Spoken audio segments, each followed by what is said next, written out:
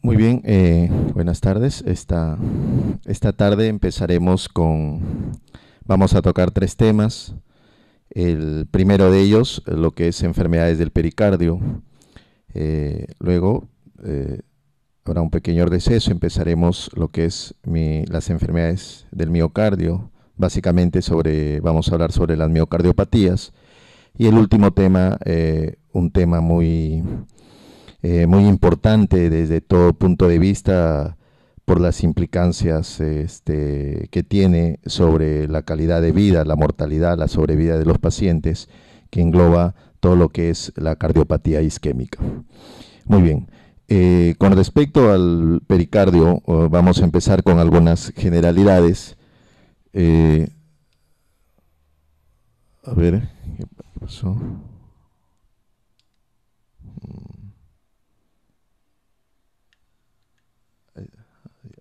Muy bien.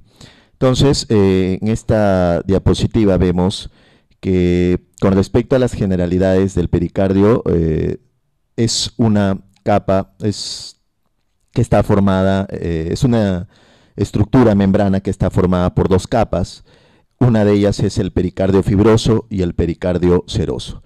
Esto es muy importante que recalcar porque a veces la mayoría, con los alumnos de pregrado o posgrado les pregunto cuáles son las capas del pericardio y ellos mencionan, siempre me mencionan o pericardio parietal y visceral, me dicen dos, pero me mencionan el pericardio visceral con el parietal, o me dicen el pericardio fibroso con el pericardio parietal o el pericardio fibroso con el visceral.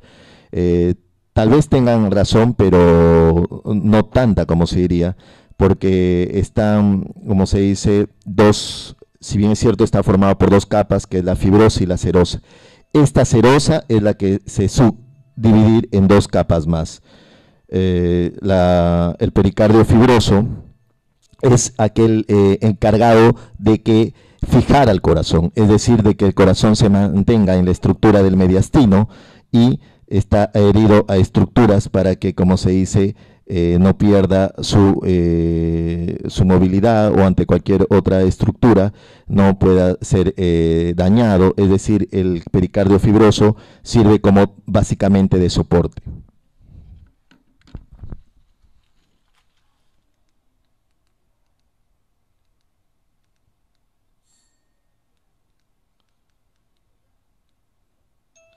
Muy bien. El pericardio seroso, como les decía, se divide en dos capas. Una es la pericardio visceral y el pericardio parietal. El pericardio visceral es llamado también epicardio porque es la membrana que va a recubrir al miocardio, es decir, es la membrana que recubre a la estructura del corazón, también llamada epicardio. Entre estas dos estructuras es muy importante saber, es decir, entre el pericardio visceral y el pericardio parietal existe líquido, y ese líquido es muy importante para mantener, como se dice, el corazón pueda lograr su expansibilidad a la hora que en la diástole recibe la sangre, sirve para, como se dice, se lubrique a nivel de esas dos capas. Entonces, dentro de esas dos capas existe un líquido, pero ese líquido, cuando los alumnos me preguntan qué tanto, hasta cuánto es normal, entonces la mayoría de literaturas coinciden que ese líquido no debe exceder los 50 mililitros. Entonces, cuando excedimos esos 50 mililitros, estaríamos hablando ya de un derrame pericárdico, propiamente dicho. Entonces, puede tener 15, 20, 30, 40, hasta 50 mililitros, es normal. Muy bien. Entonces, dentro de las funciones del pericardio, ya habíamos ido adelantando algunas. Es importante porque previene la dilatación súbita de las cavidades cardíacas, especialmente las derechas. Limita la posición anatómica en el corazón, minimiza su fricción a nivel del mediastino, lo que habíamos estado conversando, por lo tanto retrasa las infecciones desde el pulmón y pleura hasta el corazón, es decir, actúa también como una barrera como una barrera protectora anti organismos, ya sean bacterianos, virales, hongos, desde por ejemplo una pleuritis, una neumonía paraneumónica complicada que pueda poder también producir una infección a nivel pericardio. Entonces, hemos repasado algunas de las funciones, la anatomía dentro lo más importante que se debe saber con respecto al pericardio. Ya entramos entonces a hablar sobre la enfermedad más frecuente dentro de las estructuras que puede haberse dañado la capa del pericardio. Entonces vamos a ver lo que es la pericarditis. La pericarditis, la mayoría de literaturas lo definen como un proceso inflamatorio que afecta al pericardio, produciendo una exudación que puede generar un engrosamiento y fibrosis de dicha membrana. Esto es muy importante porque como ya vamos a ver, una de las complicaciones de la pericarditis, si en algún momento en la evolución de ese paciente que ha tenido una pericarditis se logra fibrosar, engrosar, calcificar el pericardio, estaríamos hablando de una complicación muy peligrosa que disminuye la calidad de vida del paciente, aumenta su mortalidad. Estaríamos hablando propiamente dicho de la pericarditis constrictiva. La pericarditis se va a clasificar, hay dos parámetros para clasificarlos, por su evolución y por su etiología. Por su evolución en aguda, cuando el proceso es menos de 6 semanas, subaguda, cuando el proceso es entre 6 semanas a 6 meses, y crónica, cuando el proceso es mayor de 6 meses. Por su etiología, como vamos a ver en esta diapositiva, si a ustedes en algún momento les preguntara cuál es la causa más frecuente de la pericarditis aguda, entonces generalmente es idiopática, en un 85%, pero actualmente las nuevas literaturas están viniendo, vemos que le sigue la infecciosa por un infarto, insuficiencia renal, tumores, enfermedades autoinmunitarias, traumatismos, y podemos seguir la lista enumerando, pero acá están las principales. Dentro de las infecciosas, los virus es la causa más frecuente, pero también puede ser producido por bacterias, hongos, el mismo bacilo de Koch de la tuberculosis. Y dentro de los virus, el Coxsackie B es el más frecuente, le sigue el hechovirus, adenovirus, etc. Y como les decía, la mayoría actualmente de literaturas ya están viniendo como la causa más frecuente de pericarditis aguda, idiopática-viral. ¿Por qué? Porque se ha visto que la mayoría de las que nosotros clasificamos como idiopáticas, es decir, que no encontramos la causa, la mayoría en sí es producida por virus, sino que el problema es lograr aislar a través del virus, a través de cultivos o ya de otras técnicas de tipo ADN, que son un poco carísimas y que generalmente en los medios hospitalarios no son, sino simplemente son técnicas a nivel de investigación. Por eso, como les voy a repetir, la mayoría de literaturas últimamente viene la causa más frecuente idiopática-viral. Pero si a usted le viene entre idiopática y viral, de hecho marcaría en primer lugar idiopática. Dentro de las causas, acá también algo que agregar, por ejemplo, en las, como ya vamos a ver, en las infecciosas hay que tener en cuenta las bacterianas, ya la vamos a ver por qué, y dentro de las bacterianas, ojo, la de la tuberculosis, como vamos a ver más adelante por qué, porque tiene repercusión. Dentro de las causas del infarto agudo de miocardio, me produce dos tipos de pericarditis. Un tipo de pericarditis fibrinosa aguda que se da en las primeras 24 a 72 horas y la pericarditis como llamado síndrome de Dressler, que generalmente se da en las promedio 6 semanas, 8 semanas hasta 10, 12 semanas. La diferencia es muy vital desde el tipo de su causa. La pericarditis por infarto producida dentro de las primeras 24 a 72 horas, llamada, como les dije, fibrinosa aguda, su causa generalmente es inflamatoria. Pero la pericarditis por infarto, que toma el nombre como síndrome de Dressler, que le dije en promedio de 6 a 12 semanas, su causa es inmunológica. Entonces ahí ya la diferencia. La insuficiencia renal como causa de pericarditis generalmente lo vemos nosotros en la práctica médica en pacientes que han empezado la hemodiálisis. Entonces, en paciente que ha empezado hemodiálisis, si uno, por decir, de 100 pacientes que le hacemos la ecocardiografía, vamos a encontrar un porcentaje, ténganlo por seguro, más del 50% con una pericarditis y hasta a veces con un derrame pericárdico asintomático, ¿no? En pacientes que han empezado la hemodiálisis, es decir, estaríamos hablando de pacientes en insuficiencia renal terminal en hemodiálisis. Dentro de los tumores tenemos las metástasis. Los tumores generalmente son metastásicos, poco de que sean del mismo mediastino, de la misma corazón que me produzca derrame pericárdico. Lo más frecuente es en mujeres mama, en varones pulmón, ¿no? Y lamentablemente encontrar, esto es muy importante, porque en un paciente que encontramos derrame pericárdico y de etiología de tumor, es decir, ya metástasis, el pronóstico es malo. Siempre le cuento a mis alumnos como manera de ejemplo y de decirle como para que se les quede. Por ejemplo, cuando estábamos trabajando en Lima, nuestro expresidente Paniagua se le ingresa a la clínica con un derrame pericárdico severo.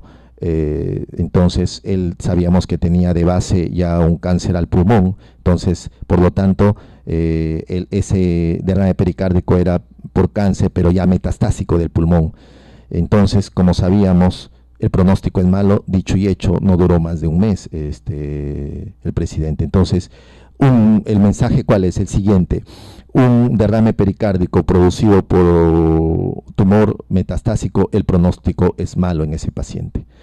Dentro de las enfermedades autoinmunitarias tenemos la fiebre reumática, el lupus, la artritis reumatoidea, la esclerodermia, enfermedades de Wegener. Son enfermedades catalogadas dentro de la reumatología como las colagenopatías. Enfermedades, la mayoría idiopáticas, que alteran, como se dice, el colágeno de una manera sistémica a diferentes lugares de la economía. Entonces, estas también enfermedades pueden producir una pericarditis y hasta derrames pericárdicos. Y los traumatismos también me pueden producir una pericarditis. Entonces, como vemos, es muy importante en esta lámina mantener las causas más importantes para dar con la etiología de la pericarditis aguda. Si bien es cierto, la mayoría no se llega a definir su causa porque la causa más frecuente es la idiopática. El diagnóstico. Cuando a veces yo les pregunto a mis alumnos cómo se hace el diagnóstico de pericarditis aguda, ellos me dicen con el ecocardiograma. Pues ahí están algo equivocados. El diagnóstico de pericarditis aguda es clínico. Es decir, existen 3 criterios para yo diagnosticar una pericarditis aguda. Los 3 criterios son el dolor, que tiene sus características peculiares, ya lo vamos a ver. La otra son el roce pericárdico, un signo auscultatorio a nivel del precordio, como lo vamos a ver, y los cambios electrocardiográficos. Entonces, en ninguno de esos 3 criterios dice que el ecocardiograma sirve para hacer el diagnóstico. El ecocardiograma se solicita en un paciente que se está sospechando que, aparte de la inflamación del pericardio, se puede estar complicando con un derrame pericárdico o, algo más grave, un taponamiento cardíaco. Muy bien, les dije que el dolor es un dolor, la mayoría de bibliografía lo refiere como un dolor pleurítico. Entonces, ¿qué características tiene ese dolor? Las características que tiene ese dolor, entonces, es un dolor retroesternal, tipo punzante, que aumenta con la inspiración profunda, con la tos, el ejercicio, es decir, también aumenta cuando el paciente se echa de cúbito dorsal o de cúbito lateral, y disminuye cuando el paciente se inclina hacia adelante, ¿no? Ese término en la mayoría de libros de semiología llamado como la posición maometana, es decir, cuando el paciente se inclina hacia adelante, se desliza la membrana pericárdica y el dolor disminuye. Y algo importante, irradiación hacia trapecios. Entonces, ojo, las características entonces del dolor de la pericarditis. generalmente es entonces un dolor que aumenta en retroesternal, en la zona precordial, que aumenta con la inspiración, decúbito, lateral, dorsal, y que disminuye cuando el paciente se inclina hacia adelante. Muy bien. Doctor, cuando a veces me preguntan, ¿todas las pericarditis de las etiologías existe o está presente el dolor? Mi respuesta es no. Y como vemos, la mayoría de bibliografía nos menciona que, por ejemplo, pues no puede haber dolor o estar ausente en las pericarditis de causa tuberculosa, de causa neoplásica, como vimos, por radiación, o en la urémica, es decir, en pacientes con insuficiencia renal, en hemodiálisis. Entonces, en estos pacientes, si la causa es esta, el dolor no es muy aparatoso o hasta puede estar ausente. Generalmente el dolor lo vamos a encontrar en la pericarditis aguda de causa idiopática o viral. Les mencioné el otro criterio para el diagnóstico de pericarditis es el roce pericárdico.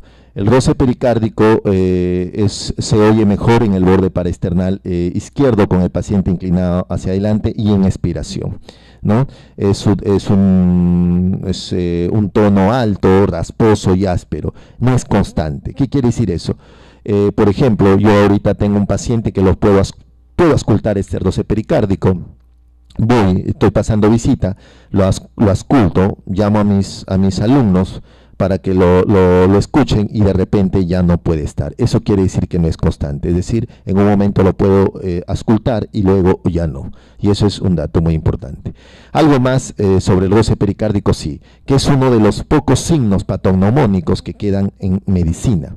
Eso quiere decir que si yo en un paciente, así no tenga las características del dolor, que puede estar ausente, como por ejemplo ya vimos en la tuberculosa, en la neoplasia, pero yo le ausculto un roce pericárdico, entonces yo, auscultado el roce pericárdico, hecho el diagnóstico de pericarditis aguda, porque, como les digo, el roce pericárdico es uno de los pocos signos patognomónicos que quedan en medicina, es decir, si está presente es suficiente para diagnosticar pericarditis.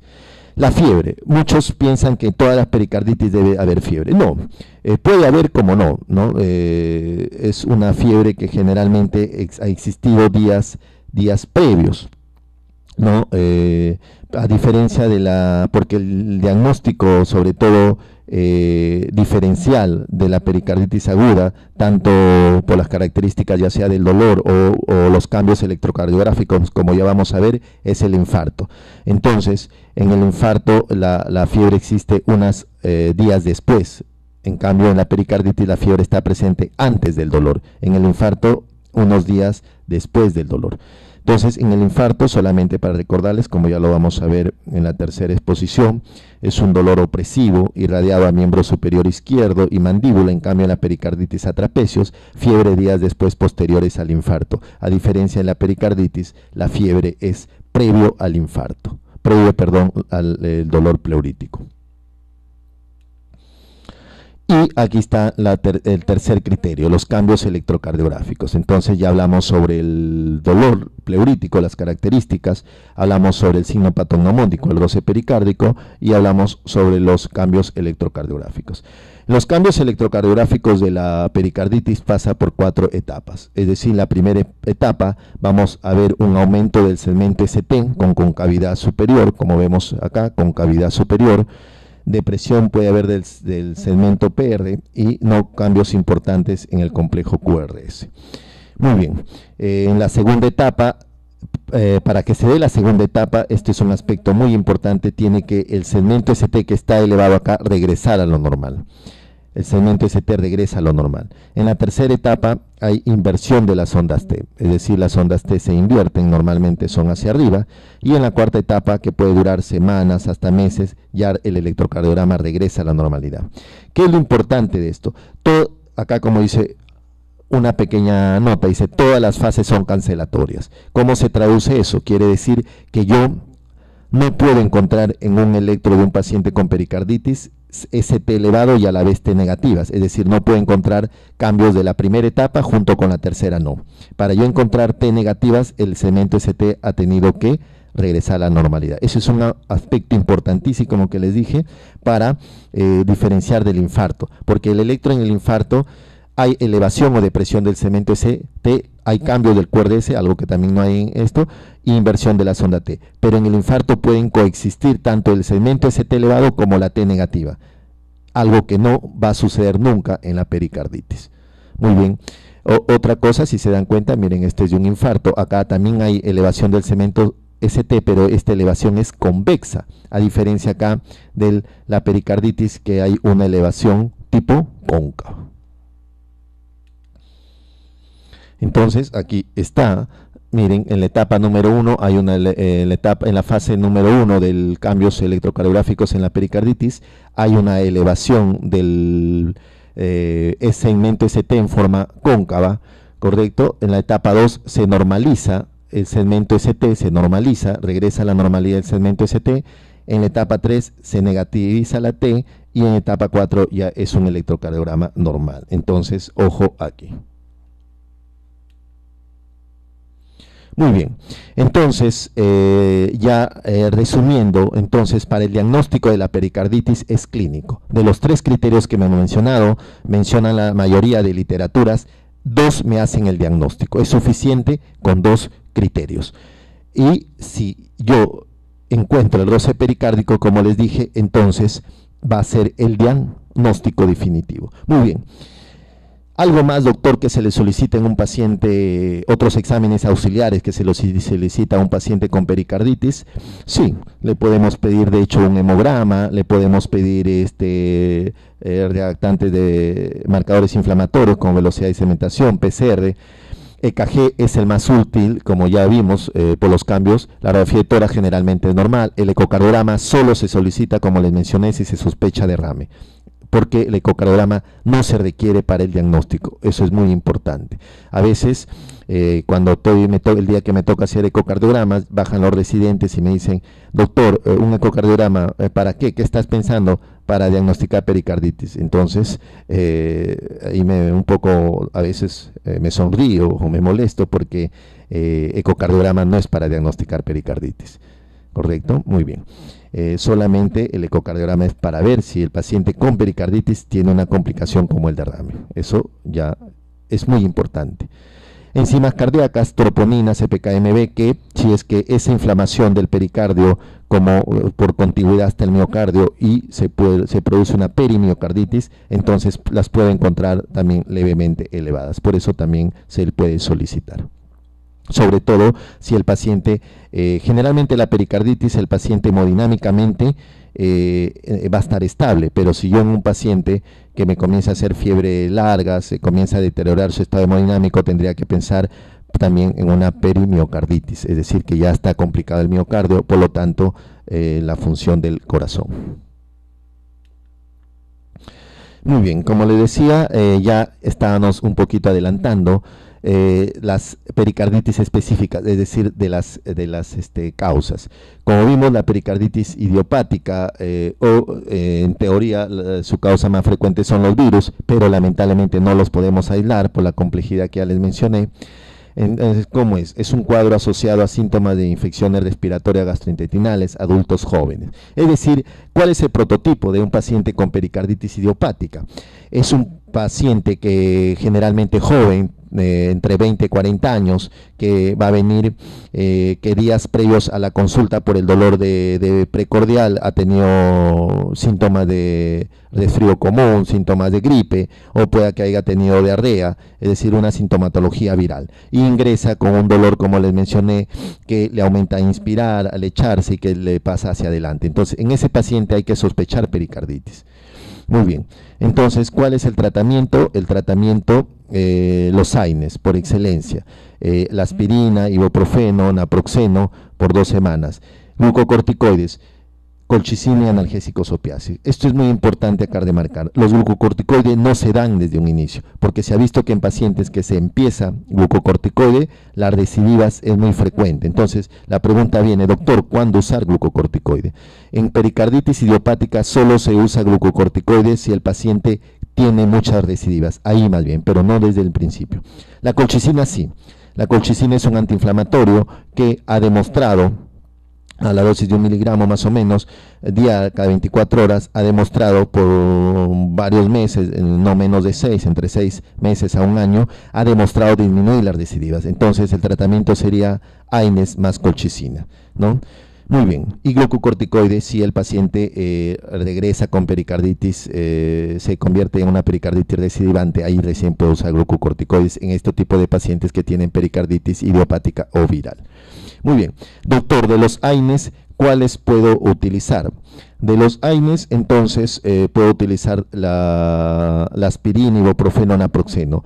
Si uno lee la literatura, vemos que los americanos, por una razón de variabilidad, ya eso genética, toleran dosis altas de aspirina, porque generalmente la dosis es 2-3 gramos al día. Acá en Perú, un paciente que tome una semana una aspirina solo de 500 miligramos al día, ténganlo por seguro que le va a aparecer una gastritis erosiva, hasta de repente puede tener una úlcera, complicarse con una úlcera sangrante, una hemorragia digestiva alta. Es decir, no toleramos aspirina a grandes dosis, que es el verdadero tratamiento. Entonces, doctor, ¿qué utilizo? Puedo utilizar ibuprofeno, 400 miligramos cada 8 horas, cada 6 horas, un naproxeno, 550 miligramos cada 12 horas, por unas 2 semanas, asociado a colchicina. Entonces, eso sería el tratamiento de una pericarditis idiopática-viral. Muy bien, como les decía, el síndrome de Dressler y pospericardioctomía, generalmente se utiliza estos términos para un paciente que ha tenido un infarto, generalmente después de 6, 8, 10 semanas de su infarto aparece una pericarditis, o tras una cirugía por algún de repente cambio de válvula, alguna cardiopatía congénita. Entonces el paciente a las 4, 6, 8 semanas tiene síntomas de una pericarditis, entonces a eso se le conoce como síndrome de Dressler, o también llamado pospericardioctomía en pacientes que se han realizado alguna cirugía. La etiología, la causa. Generalmente, como les dije, la causa es autoinmunitaria, ¿no? En pacientes con síndrome de Dressler. A diferencia, esto siempre hay que remarcarlo en pacientes, a diferencia de la pericarditis aguda fibrinosa, en el paciente posinfarto, que aparece a las 24 o 72 horas, que ahí la causa es inflamatoria. Pero cuando aparece 6-8 semanas y se conoce como síndrome de Dressler, la causa es autoinmunitaria. Muy bien, anticuerpos, anticardiomiyocitos. La clínica es un paciente que se va a presentar con fiebre, pericarditis, pleuritis, neumonitis, artralgias, es decir, sintomatología autoinmunitaria. El tratamiento, si se dan cuenta, miren, es el mismo que la pericarditis idiopática, es decir, AINES y glucocorticoides si no cede a AINES o a colchicina. Acá algo más sobre las enfermedades del tejido conjuntivo. Como les mencionaba en un inicio, cuando hablábamos de la etiología, está el lupus eritematoso sistémico, la artritis reumatoidea. Generalmente estas enfermedades son muy frecuentes en enfermedades sistémicas por colagenopatías y van asociadas a derrame pericárdico. Generalmente es un derrame pericárdico asintomático. El tratamiento aquí de base es el corticoide, porque justamente para estos pacientes utilizan lupus y artritis reumatoidea. Entonces, como vemos acá, es una de las, como ya vamos a ver, es una de las dos, diría yo, pericarditis que desde un inicio se da corticoide, desde un inicio, pero en las demás pericarditis no. Una de ellas es entonces la enfermedad del tejido conjuntivo, y la otra, como ya vamos a ver, es la pericarditis tuberculosa. Entonces, tanto la pericarditis tuberculosa como las pericarditis por enfermedad del tejido conjuntivo, colagenopatías, ahí sí desde un inicio se da corticoide, en las demás no. La pericarditis piógena, generalmente son pacientes que han tenido una neumonía, es decir, hay focos piógenos, poscirugías, inmunodeprimido, o han tenido un cuadro infeccioso sistémico, sepsis. Entonces, por una continuidad van a pasar las bacterias y al pericardio lo van a inflamar y se produce una pericarditis piógena. ¿Cuándo sospecharla? Esto es muy importante, como le digo a mis alumnos, uno es clínico y tiene que sospechar la enfermedad. Lo va a sospechar generalmente en gente que ha tenido una neumonía, ha tenido un cuadro infeccioso, todo, y luce tóxicamente y presenta dolor, fiebre, una fiebre muy alta. Entonces, en ese paciente tengo que sospechar que se ha podido complicar con una pericarditis piógena, es decir, pus, ¿no? Una pericarditis con pus. ¿Cuál es el tratamiento? Vamos a ver ahí en el test que ustedes se les va va a tomar. Entonces vemos en una de las preguntas y en el tratamiento de la pericarditis piógena es drenaje, es decir, piógena pus. Como norma general en medicina, nunca lo olviden, todo lo que es pus, lo más importante antes que el antibiótico, chicos, es drenar, es decir, piógeno viene de pus, de acceso, todo acceso. Cuando algún momento ustedes tengan frente a un paciente es drenarlo. Entonces, drenar y cubrirlo con antibiótico terapia, pero no más, no es solo antibiótico terapia, no. Si yo no dreno, el antibiótico es difícil de que llegue en esa zona que haya pus y combatir la infección, por lo tanto yo tengo que drenar. Entonces lo más importante, nunca lo olviden, en todo tipo de infección que tenga algo de pus, acceso, lo más importante es el drenaje con como tratamiento coadyuvante la antibiótico terapia. La pericarditis tuberculosa generalmente, como vimos, puede el dolor estar ausente o de baja intensidad. Es un paciente que generalmente se presenta con las características de la tuberculosis. Fiebre, anorexia, pérdida de peso. Yo tengo que tener alta sospecha, es muy importante. Nosotros tuvimos un paciente que había ingresado por emergencia con un dolor precordial y había traído una ecografía con abdominal y donde decía que había un derrame pericárdico, por lo tanto interconsultaron al servicio de cardiología diciendo pericarditis tuberculosa. Entonces, esa pericarditis tuberculosa, consultando, perdón, como pericarditis. Entonces, pero nadie sospechó, ese paciente estuvo como una semana y nadie había sospechado de una pericarditis tuberculosa. Y era un paciente que venía con fiebre de más de 2 semanas, con tos por más de 3 semanas, es decir, un sintomático respiratorio, había bajado 10 kilos en un promedio, más de 18 kilos, perdón, en un promedio de 10 días. Entonces, como se diría acá en el Perú, un paciente que tiene una tos, es decir, un sintomático respiratorio, más fiebre, baja de peso, hay que pensar en primer lugar en tuberculosis. No lo habían pensado. Cuando se le aborda, se le pide BK, no podrán creer que era BK 3 cruces de 3 cruces, y entonces miren, una semana había estado repartiendo, por decirlo así, contaminándonos a todo el personal de salud con los bacilos de Koch. Entonces, una pericarditis tuberculosa generalmente hay que sospecharla siempre en un paciente con las características que ya hemos mencionado, porque miren, si se darán cuenta, el dolor es casi ausente o de baja intensidad. El principal es el tratamiento de los 6 meses para la tuberculosis, AINES para el dolor como antiinflamatorio y corticoides. Entonces, como les voy a repetir, es muy importante corticoide empezar acá solo en la pericarditis tuberculosa y en las pericarditis por enfermedades del tejido conjuntivo. Solo en esas dos se justifica empezar con corticoides. La pericarditis urémica por insuficiencia renal, generalmente el dolor ausente, es otro de la pericarditis donde el dolor está ausente, es un líquido fibrinoso o hemático, ¿no? Entonces, esto lo vimos generalmente, como les dije, en pacientes que empiezan la hemodiálisis. Eso es muy importante. Aquí, por ejemplo, miren una pregunta que vino para un examen de residentado médico. El tratamiento correcto de la pericarditis piógena comprende, entonces, si vemos digital y diurético corticoide, vemos entonces qué sería evacuación pericárdica más antibiótico terapia. La evolución, muy bien. Muy bien, doctor. Yo ya diagnostiqué a mi paciente de pericarditis, le di el tratamiento, ese paciente, ¿cuál va a ser su evolución? Ese paciente va a seguir varios caminos. Puede que ya se cure el paciente, o un 15 a 20% hacen pericarditis recidivante, es decir, después de unas semanas que el paciente aparentemente se curó, vuelve a tener pericarditis y así sucesivamente. Puede tener derrame pericárdico o algo más grave, que es el taponamiento cardíaco, o la temida, como al inicio hablamos de la pericarditis constrictiva o constricción pericárdica crónica, que se le llama. Si a nosotros en algún momento nos preguntan cuál es la complicación más frecuente de la pericarditis, entonces la complicación más frecuente de la pericarditis va a ser esta, la pericarditis recidivante, hasta un 20%, no lo olvidemos. Muy bien, entonces, como vemos, vamos a hablar de las complicaciones y una de ellas es el derrame pericárdico, ¿no? Entonces, se llama derrame pericárdico cuando el líquido entre las dos hojas excede los 250 milímetros, lo que le decía al inicio.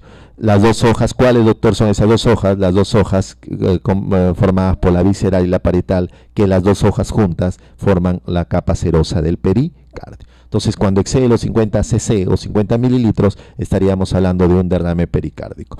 Pueden ser asintomáticos o tener los síntomas relacionados a la pericarditis, o puede ir también hasta un taponamiento. Causas de derrame pericárdico. Si nos damos cuenta, miren, doctor, estas causas me parecen conocidas, correcto. Estas casi siempre son las mismas causas que la misma pericarditis, porque como sabemos, el derrame pericárdico en la mayoría de veces, más del 90% de su etiología es la misma de la pericarditis, porque es una complicación exactamente de la pericarditis. Como vemos, y encabeza la idiopática como la causa más frecuente, es decir, idiopática, que no se sabe. Después infección, bacterias, virus, traumatismos, hemorragias, cáncer, radioterapia, insuficiencia renal, las mismas de la pericarditis. Muy bien, entonces la clínica, que es lo importante. Cuando yo sospechar que un paciente se me puede estar complicando y pedirle un ecocardiograma, porque como ya vamos a ver, solo ecocardiograma me da el diagnóstico de derrame pericárdico. El paciente generalmente pueden presentarse asintomáticos o tener dolor, ¿no? Entonces, pero al examen físico sí, al examen físico va a haber una disminución de intensidad de ritmos cardíacos. Eso se debe a que el tono del corazón, como va a haber agua sobre el corazón, ¿no?, envuelto en agua, entonces la transmisión del sonido se va a disminuir, por lo tanto los ritmos cardíacos a la auscultación están disminuidos. Desaparición del choque de punta, por lo mismo el líquido que está envolviendo al corazón, disminución del roce pericárdico. Entonces, yo en un paciente que al inicio con el diagnóstico de pericarditis le ausculté buena intensidad los ruidos cardíacos y poco a poco en el transcurrir de los días comienzo a auscultarle que apenas se escuchan y el choque de punta hasta ya no se ve. Entonces tengo que sospechar de derrame pericárdico. Hay un signo llamado el signo de Ewart, que como es el líquido bastante de derrame pericárdico, llega a comprimir la base pulmonar izquierda, produciendo una hipoventilación por debajo del ángulo de la escápula izquierda, y ahí al hacerle como decía, unas maniobras, vamos a encontrar matidez. Entonces eso es, entonces el signo de Ewart es matidez y un soplo tipo tubárico a nivel de esa zona en la base del pulmonar izquierda. Exámenes. La radiografía de tórax nos puede sugerir que ya estoy frente a un derrame pericárdico, es decir, el aumento de la silueta cardíaca en forma de cantinflora, de tienda en campaña, también otros autores lo llaman así. Y si yo encuentro una silueta en forma de cantinflora o de tienda en campaña, me sugiere que ya entre esas dos capas que hemos mencionado, la visceral y la parietal, hay más de 200 mililímetros de líquido dentro de esas dos capas, porque para que me forme esa figura tiene que haber aproximadamente más de 200 mililitros. Y como les dije, más de 50 ya es suficiente para yo diagnosticar derrame pericárdico. Muy bien. En el electrocardiograma vamos a encontrar complejos de bajo voltaje. Porque, como les digo, los complejos de bajo voltaje, es decir, porque la transmisión del sonido, la transmisión eléctrica va a estar disminuida por el líquido. En el ecocardiograma me hace el diagnóstico, muestra espacios libres de ecos que permite establecer la cantidad y la distribución, como ya vamos a ver en la siguiente diapositiva. Es decir, en otras palabras, esto cuando dice espacio libre de ecos, es decir, se ve una sombra negra que envuelve el corazón, ya lo vamos a ver. Muy bien, ¿qué hacer frente a un derrame pericárdico? Es lo más importante. Entonces se le tiene que realizar una pericardiocentesis. Esa pericardiocentesis es tanto diagnóstica como tratamiento, como vemos acá en la figura, a nivel de la zona susifoidea, como mirando al hombro izquierdo con una aguja, podemos hacer una pericardiocentesis, o también a veces colocar ahí un catéter para drenaje continuo. Entonces ese líquido, la extracción de ese líquido me puede servir para cultivarlo, para dar el diagnóstico. Por ejemplo, si un test de ADA sale positivo, entonces la causa sería tuberculosa. Si me sale por decir células neoplásicas, etcétera. Entonces la causa sería neoplásica por metástasis, etcétera. Entonces no solamente me va a servir como tratamiento descomprimir este corazón que está, como se dice, comprimido por el líquido, sino también para el diagnóstico. La mayoría suelen ser exudados, pero también puede haber sanguinolentos, es decir, en la neoplasia, síndrome urémico, TBC o sangre en la ruptura cardíaca. Ojo, aquí dos cosas. Una cosa es que un líquido sea hemático, es decir, se parezca a sangre, pero no es sangre, y otra es que sea sangre. Doctor, ¿cómo diferenciarlo? Yo extraigo líquido, si se coagula es sangre, si no se coagula es un líquido hemático, sanguinolento le llamamos, y estas son las causas más frecuentes, la neoplasia, la tuberculosis. Y si es sangre, de hecho ha habido una ruptura cardíaca, por ejemplo, como una complicación mecánica de un infarto, o de repente en traumatismos a veces por arma blanca, o en traumatismos, por ejemplo, en un choque automovilístico. Entonces me puede romper la estructura cardíaca y salir sangre al espacio pericárdico, entonces ahí voy a encontrar sangre. Muy bien, la presencia de sangre en el derrame pericárdico puede deberse, como vimos, pericarditis tuberculosa, no, urémica, como no, esto me da un líquido hemático, sanguinolento, pero no, tumor que compromete al pericardio, no, porque acá dice la presencia de sangre, entonces todas las anteriores, no. Entonces aquí como vemos, aquí faltaba la clave, la E, donde tendría que haber un traumatismo o una ruptura del corazón para que sea sangre. Muy bien, lo que les decía, miren. Entonces, esta es una imagen ecocardiográfica donde vemos la aurícula derecha, atrio ray de derecho, ventrículo derecho, el lado izquierdo del corazón con su aurícula y su ventrículo. Entonces, ¿se acuerdan que mencionamos una imagen libre de ecos? Es decir, les dije una sombra negra. Miren, todo esto es derrame pericárdico, todo esto es líquido, ¿no? Todo esto. Entonces, este paciente, ojo, tiene un derrame por la imagen. Nosotros que hacemos ecocardiograma vemos esta imagen, es un derrame pericárdico severo, entre 500 a 700 cc. Es un derrame pericárdico muy importante en este paciente. Entonces, el derrame pericárdico puede evolucionar a taponamiento cardíaco, que es una complicación más grave, o a una pericarditis constrictiva, una constricción, o puede también, como se dice, también absorberse, curarse el derrame. Muy bien, entonces hablamos del taponamiento cardíaco. En la evolución de un derrame pericárdico vemos que la cantidad y velocidad es muy importante, suficiente para comprometer el llenado ventricular. En otras palabras, más o menos el taponamiento cardíaco ya es un grado severo de un derrame pericárdico, pero eso tiene que ver, es decir, es un grado donde el corazón ya no puede expandirse más, porque como nosotros nos imaginamos, en la diástole el corazón recibe la sangre, se llenan los ventrículos para vuelta a bombear y así se produzca la sístole, ¿no? Y todo eso es el ciclo cardíaco, que en la anterior clase me imagino que lo han revisado. Entonces, el taponamiento cardíaco comprime tanto las cavidades del corazón que evita ese llenado. Entonces, cuando ya comprime de un grado extremo, estaríamos hablando del taponamiento cardíaco, que generalmente es una emergencia cardíaca. Entonces, ¿qué pasa? Yo a los alumnos siempre les coloco este ejemplo. ¿Qué pasa si yo tengo un paciente que tiene 1800 mililitros y no tiene taponamiento cardíaco? Y tengo otro paciente que tiene 300 mililitros y tiene taponamiento cardíaco. Entonces, ¿qué sucede?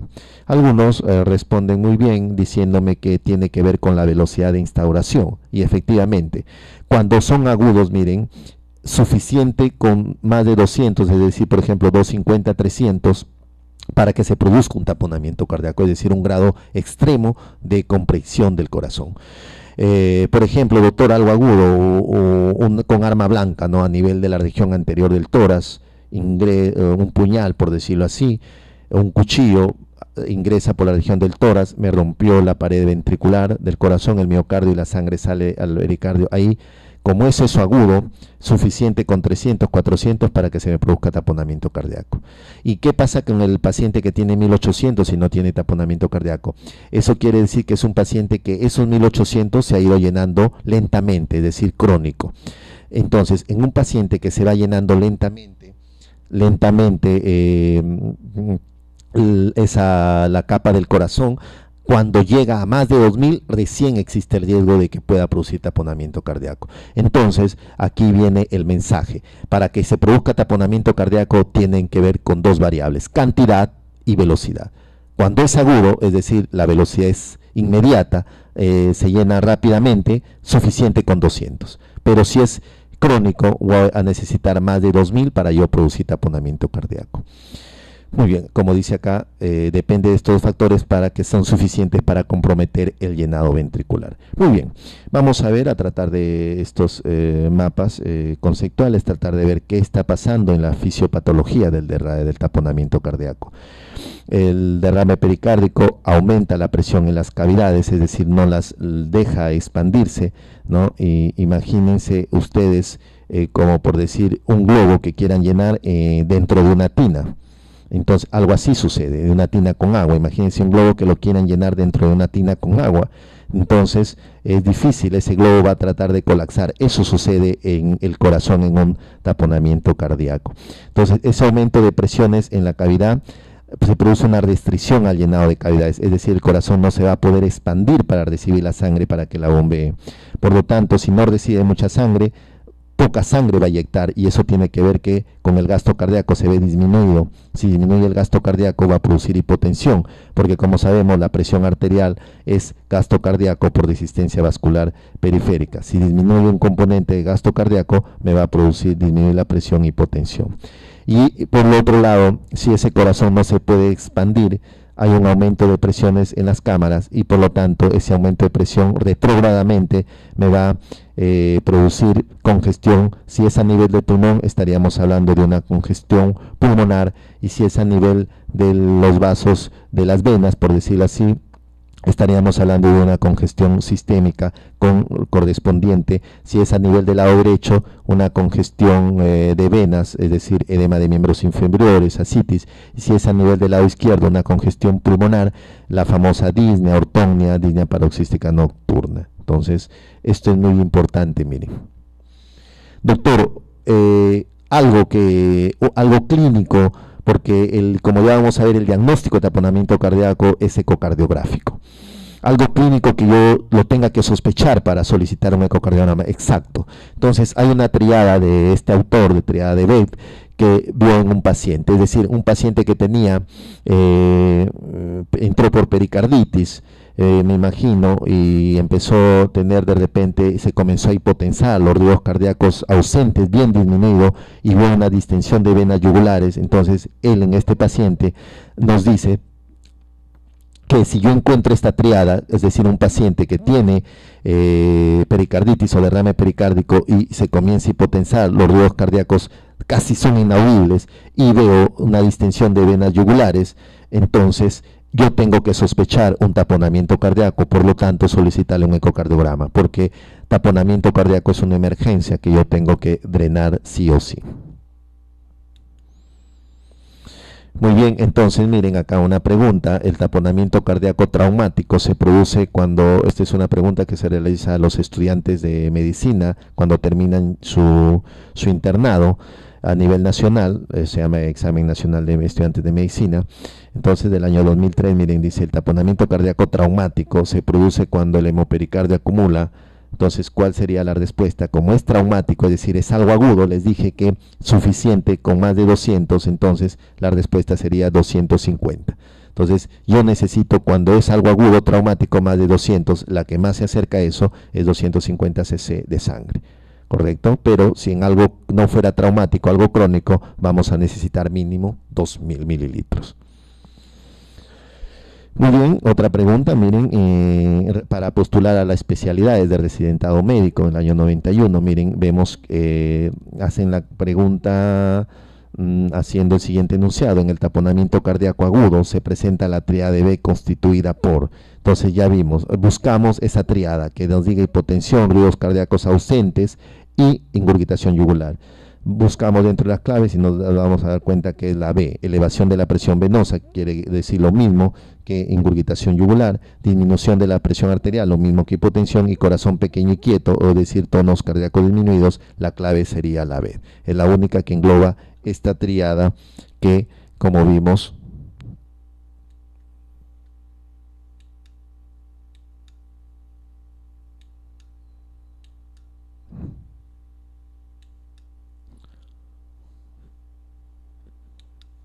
hay. Miren, entonces, aquí esta tríada: hipotensión, ruidos cardíacos ausentes o corazón, como dice ahí con su sinónimo, hipotensión, presión arterial baja en las respuestas, ruidos cardíacos ausentes, corazón algo quieto, por decir así, distensión de venas yugulares, ¿no? Entonces, esa sería la respuesta.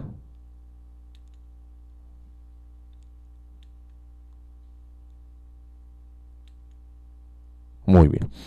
Entonces, a ver, mismo, examen de los estudiantes de medicina en 2012, todos los internos que terminan. Un paciente adulto presenta hipotensión, disminución de ritmos cardíacos e ingurgitación yugular. ¿Cuál será el diagnóstico probable? Dentro de las claves uno busca y tendría que marcar taponamiento cardíaco, porque nos están dando, si nos damos cuenta, la famosa triada de hipotensión, ruidos cardíacos disminuidos y ingurgitación yugular. Muy bien, entonces, un signo auscultatorio también muy importante es el pulso paradójico, que quiere decir disminución de en la inspiración. La presión sistólica disminuye, pero máximo hasta 10 milímetros. El pulso paradójico es cuando esa presión arterial sistólica disminuye más de 10 milímetros de mercurio, entonces estaríamos hablando de un pulso paradójico, que también ayuda al diagnóstico de taponamiento cardíaco, pero no es patognomónico. ¿Qué quiere decir eso? Entonces, que lo puede presentar otras enfermedades, como por ejemplo la pericarditis constrictiva, un infarto del ventrículo derecho. También puede encontrar ahí nosotros pulso paradójico. Muy bien. Vamos a ver dentro de la etiología.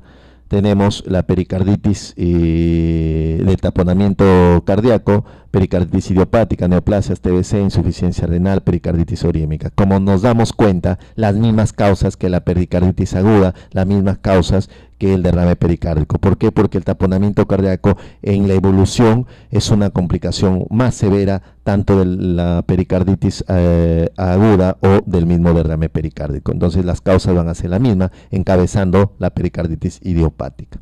La clínica, lo que les decía, miren, algo muy importante, tengo que sospecharlo con la famosa triada de Beck: hipotensión, ruidos cardíacos apagados, aumento de la presión venosa yugular. El pulso paradójico del cual hablamos también puede estar presente, y otras más como congestión hepática, edema de miembros inferiores.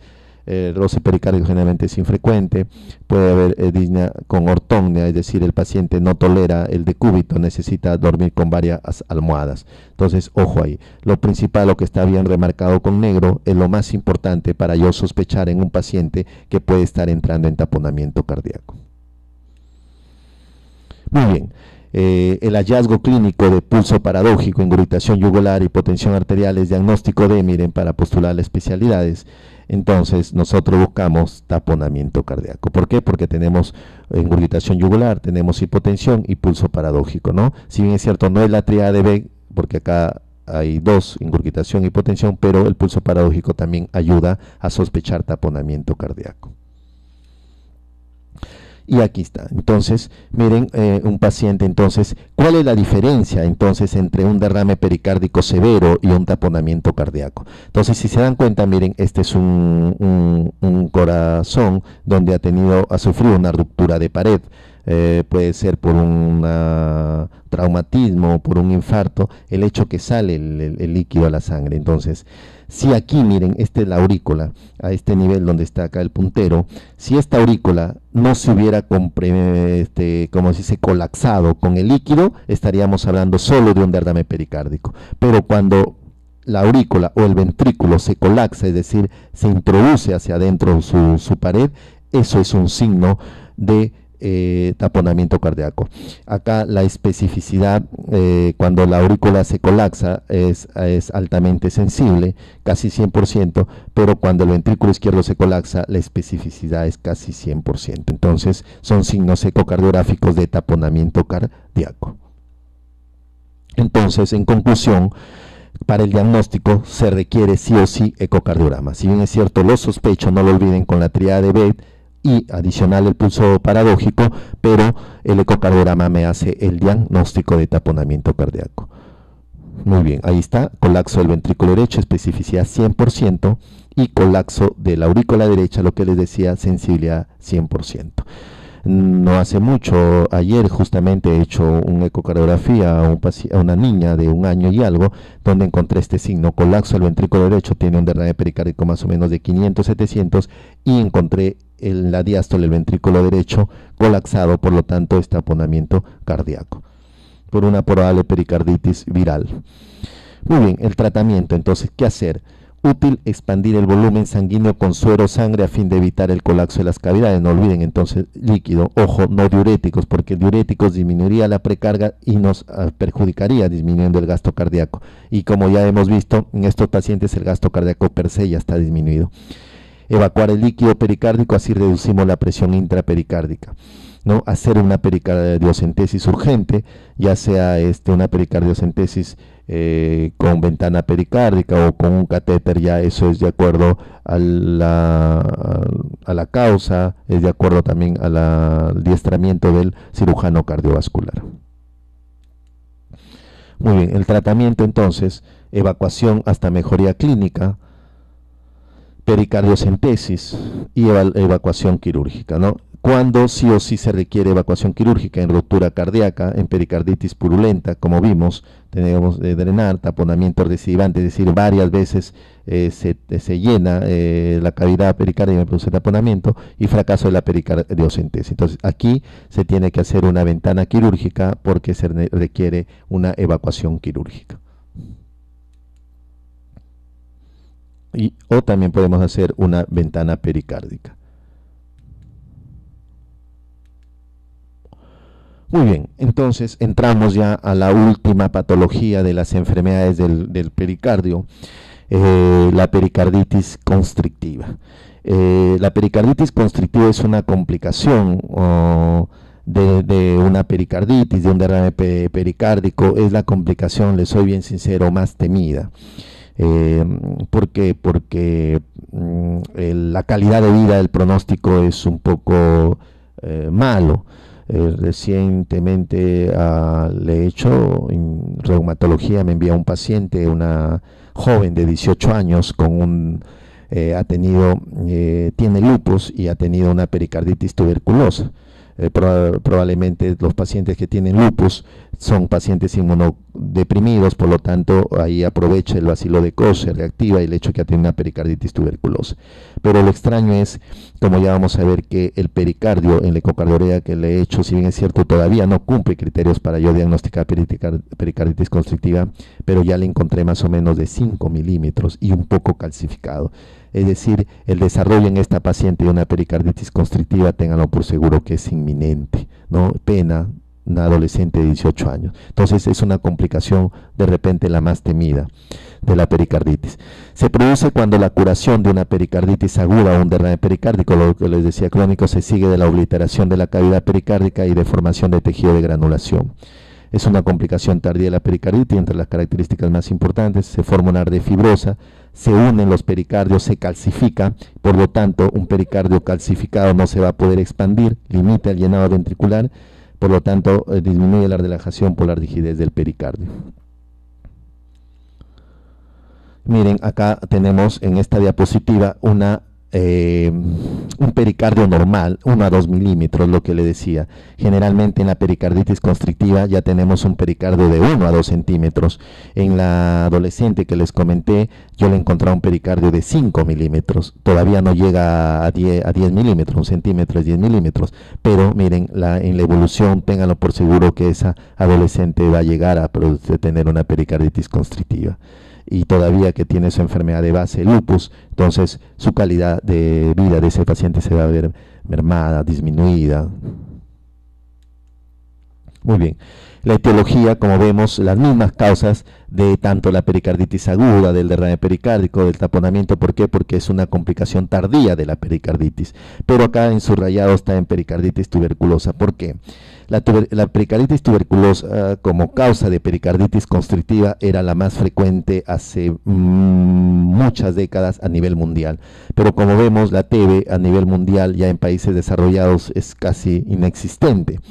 Entonces, pero en países subdesarrollados como el nuestro, sigue siendo la pericarditis tuberculosa la causa más frecuente de pericarditis constrictiva. Por eso está en rojo. Entonces, a nivel mundial, la causa más frecuente de pericarditis constrictiva es la pericarditis idiopática. Pero en nuestro país, en Perú, o en países subdesarrollados parecidos al nuestro, sigue siendo la pericarditis tuberculosa la causa más frecuente de pericarditis constrictiva. Dentro de la clínica generalmente se presenta como una clínica de un síndrome de congestión sistémica, es decir, con una clínica de insuficiencia cardíaca derecha, del lado derecho más que todo. Entonces vamos a tener un paciente a la clínica con engurgitación yugular, hepatosplenomegalia, edema, citis, disnea. Signo de Kussmaul es un signo que a la inspiración debe disminuir la presión a nivel de venas yugulares, pero acá al contrario, a la inspiración aumenta la presión venosa yugular porque tenemos un corazón muy rígido o un pericardio muy constreñido, calcificado, que evita que el corazón se pueda distender todo, entonces aumenta las presiones, por lo tanto va a aumentar la presión retrógradamente a nivel de venas yugulares, ¿no? Y un seno de Y prominente, esto se ve a nivel de vena cava. Muy bien, en los exámenes, en el electrocardiograma hay un aplanamiento de ondas T, en la radiografía se ve calcificado el pericardio, el ecocardiograma engrosamiento del pericardio y la tomografía es un engrosamiento del pericardio. Estas imágenes lo vamos a ver de aquí en algunas diapositivas para que vean cómo se ve el pericardio engrosado. Tratamiento, lamentablemente se tiene que sacar la capa pericárdica, una pericardiectomía, en la mayoría de casos total de corticación de la capa que envuelve al corazón. Muy bien, se puede ser o solamente una incisión longitudinal pericardio o extirparlo completamente. Restricción salina, diuréticos digitales como tratamiento coadyuvante médico, pero lo más importante, no recuerden, si a ustedes en algún momento les pregunta cuál es el tratamiento de elección para la pericarditis constrictiva, es pericardiectomía, es decir, extraer, decorticar el pericardio. Miren, acá la tenemos en esta imagen, la radiografía, miren esta imagen radiolúcida, blanca por decirlo así, que es un pericardio calcificado. Y acá miren también esta imagen, una tomografía, miren cómo está engrosado, calcificado, blanco. Esto es una pericardio calcificado graso, por lo tanto en un paciente que ha tenido clínica de falla cardíaca del lado derecho y encontramos esto, entonces hecho el diagnóstico de pericarditis constrictiva. Miren acá cómo se ve más bonita una imagen por resonancia cardíaca, miren cómo se ve calcificado el pericardio.